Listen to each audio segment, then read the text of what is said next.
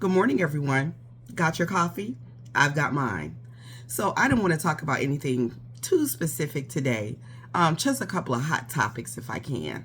But before I talk about those, can I just say thank you so much to Hong Lin. Thank you so much for your wonderful donation to the Library Pantry. That's what we will be applying that to. You know, I'm so glad that that Library Pantry has gone back to normal. Child, y'all don't even know how glad I am. I mean, it's we have more people than we typically have, but that's like I said, I think because of the whole snap thing, more people discovered us, but it's nothing that I can't handle right now. And I'm glad that to see that the kids are back, and I'm just glad that things are, leveling out. Sharon, thank you so much for buying me a cup of coffee, honey. I appreciate it so much. And then to Kamika, thank you so much for participating and supporting the Library Pantry. And the same thing to you, Jacqueline. Jacqueline, thank you so much, honey. Thank you, Jackie, for helping out with the Library Pantry. I appreciate you ladies so much. With that being said, the VP of Campbell Soup got caught on a hot mic. Did y'all see that? Was recorded saying that Campbell Soup wasn't shit. Only poor people buy it. They use bioengineered meat, and it is not healthy. Now, I got a few cans of Campbell Soup laying around, more than a few cans, because the Library Pantry. And we will continue to put those cans of soup in there. But I will not be supporting Campbell Soup, me personally, just me, anymore because of that. I will either be getting the Costco store brand soup or Progresso or something like that. For the VP of the company to say that he would never consume their product because the product is unsafe and bad for people, I think that we should be listening. But you know what? All food, you know what I'm saying? Because this is America, and America poisons its citizens. And this is another reason why I'm so thankful that I have a garden. Y'all see those soups I be posting? Ingredients come straight out my garden. Straight out my garden. Speaking of my garden, I'm making plans to buy a dry box. And I'm going to create a dry box out of a storage shed, just so that I can dry my garlic, my onions, my loofahs. I want to learn how to do canning. I want to put some shells in there for some of my, I don't want to do canning on a big scale, but I want to do it on, a smaller scale. But I want one part of the wall to have shells for my canning. This was a project that I wanted to do for a long time now, but we thought we were going to move, so I put it on hold and I shelved it. But since it looks like we're going to stay, I might as well proceed, carry on. And I might as well also build that greenhouse that I wanted to. I'm going to build that out of all reclaimed wood and try to get that going. But anyway, I know I got distracted. But anyway, yeah. So I want to grow more and more and more of my own food because America ain't shit. And I mean, this is the way the vice president of the company is moving. And he said it was for poor people. Oh my goodness, I swear. I wonder how much money he makes. He said it was for poor people. To say that something like soup is not healthy, considering that it's one of those foods that people go for when they're not feeling their best, when they've got a really bad cold. I'm still getting over a really bad chest cold myself. And that is the thing, but I made all of our soups homemade while we were dealing with this. I sure did, with fresh garden ingredients. Sure did. My garden is still producing. Zone 8A, baby, and I am a gardener. My garden is still producing right now. Still producing. Them tomatoes barely holding on, but my garden is still producing. So anyway, just to know that this is the fuck shit that is America,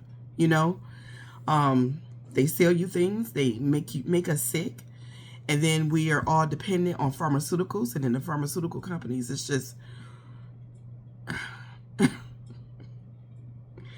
It's so horrible. Anyway, enough of that. Enough of that. Let's talk about Pastor. Let me make sure I get his name right, honey, because we don't want to confuse him with anybody else. Pastor Willie Leon Wright Jr. If you ain't heard and you want to hear and you want to know, go head on over to TikTok. If you don't have TikTok, I don't need to know about it. I don't care. But if you got TikTok, head on over to TikTok and put in the search bar Pastor Willie Leon Wright Jr. and all those interrogation videos will come up. Now let me tell you about this man. This man is a pastor, a man of God.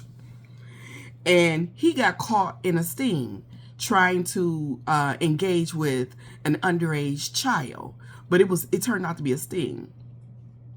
As far as he knew, this child was 14. Come to find out that this man is on the sex offenders registry.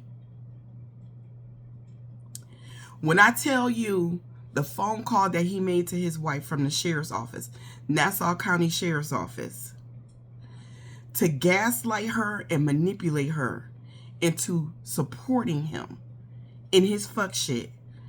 I mean, this is like a master class. I'm sitting here thinking like, please don't go for this, especially considering he already got something like this on his record. I don't know exactly what it is he's got on his record, but it was something to put him on the sex offenders registry because he is on that. This man got pulled over at a gas station where he thought he was meeting this 14-year-old child. Remember when I told you, America, pay attention. America is slowly but surely, trying to normalize hunching on some kids. This nation. You know, I once saw a documentary that said that children who were trafficked all over the world mostly end up in America. There are so many rich white men. This pastor was black. But there are so many rich white men that hop on planes to brown nations, y'all, so that they can go legally hunch on some kids. It ain't legal there, but ain't nobody doing nothing about it over there. On some kids. That's how sick men here in America are. And then the way this woman, he took their 3-year-old child with him, y'all, in case something in his spirit probably told him it was a setup. But he was so desperate to get a hold. This predator was so desperate to get a hold to a child that he brought his 3-year-old son with him as an alibi, as an excuse, just in case it was a trap. 3-year-old baby brought with him. Now this pastor stopped off and got some condoms first. And the way he lied and lied and lied and lied and lied to the police had to tell him, look, stop lying to me. The way he brought his God, his religion, and Jesus Christ all throughout that, oh my God, this is so embarrassing. The enemy is against me. You the enemy. You trying to hunch on the child, baby, you the enemy. You the devil that you talking about. It's you. You the one. You the problem. You have to see these interviews, these interrogation interviews. This man is a full-on sociopath. The way he is sticking with that lie. And then look, they gave him the evidence of the text messages because they already know what he did and they already know they're going to arrest him. He just don't know it. He's still claiming he don't know why he there. I was on my way to a service. I was on my way to a church service up in Savannah. I don't know what any of this is about. The enemy is against me. My God, my Father, have your will with me, Father. Disgusting. Disgusting.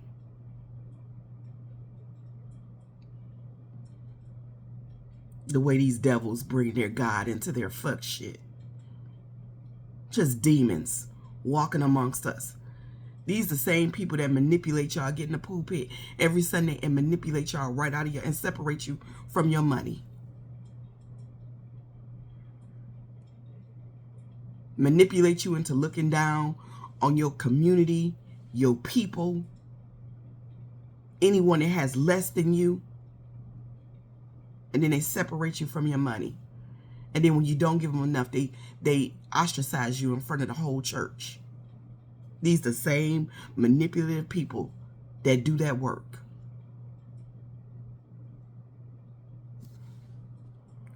This man wanted to have sex with a 14-year-old child, brought his 3-year-old child with him, lied to his wife. I haven't seen the tapes where he's talking to his father-in-law, but he did get arrested. He did get arrested. I hope he goes to jail for a long time, because we have to fight against this. We cannot let them normalize pedophilia.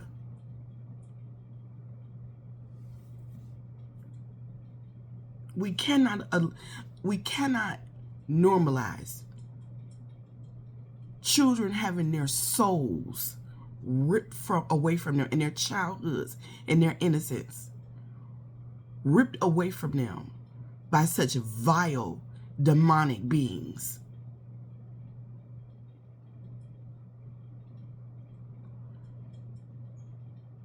The way he lied, sat there and lied, and used God and his religion to do it. The way he picked up the phone and manipulated his wife, spiritually abused her, emotionally abused her, mentally abused her.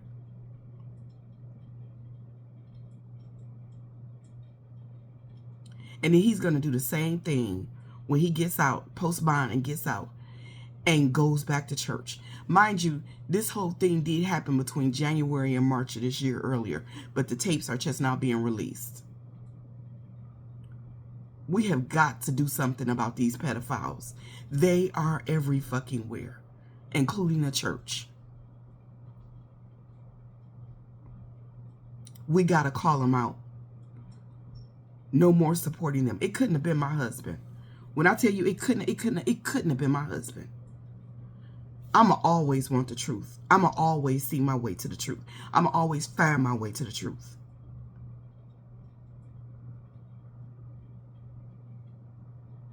Just because you invoke God's name, don't make the act any less evil.